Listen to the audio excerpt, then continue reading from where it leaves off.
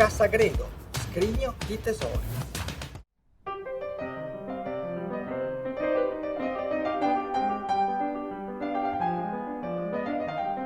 La maggior parte di voi ricorderà Cassagredo per una particolarità: le grandi mani create da Lorenzo Quinn per il progetto Support Venice che, uscendo dalle acque del Canal Grande, sembravano sorreggerne la facciata. Ma se si varca la soglia di questa antica dimora veneziana, che fu acquistata da Niccolò Sagredo nella metà del Seicento prima di diventare doge, ecco che la storia sfoglia le sue pagine e inizia un meraviglioso viaggio nel tempo.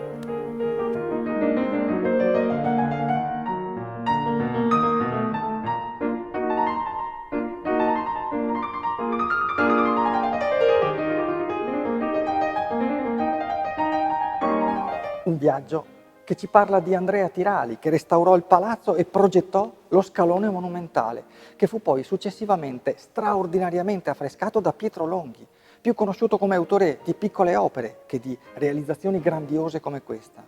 Un viaggio che, sempre dalla Scala, ci narra di Zaccaria Sagredo e della sua inguaribile sospettosità, che lo portò ad aprire un foro per controllare i movimenti in ingresso.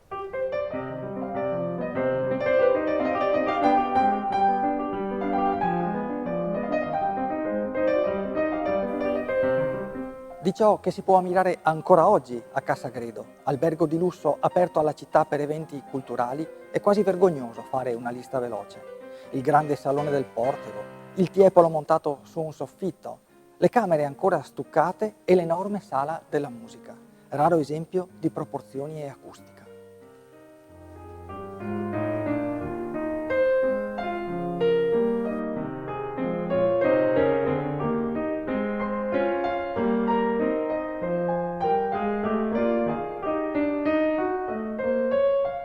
Invece è ancora la storia a farsi strada prepotentemente tra le mura dell'antica biblioteca, con due nomi, quello di Giovan Francesco Sagredo e Galileo Galilei, amici intimi, animati dalla stessa passione per la scienza.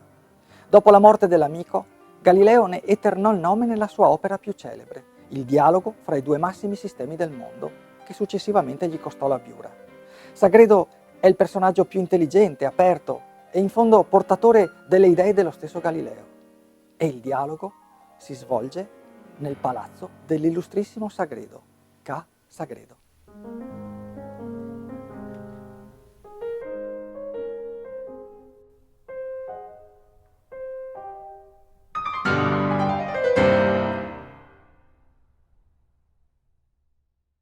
Ti è piaciuto questo video? Metti il mi piace su Venezia in un minuto e invita i tuoi amici a farlo.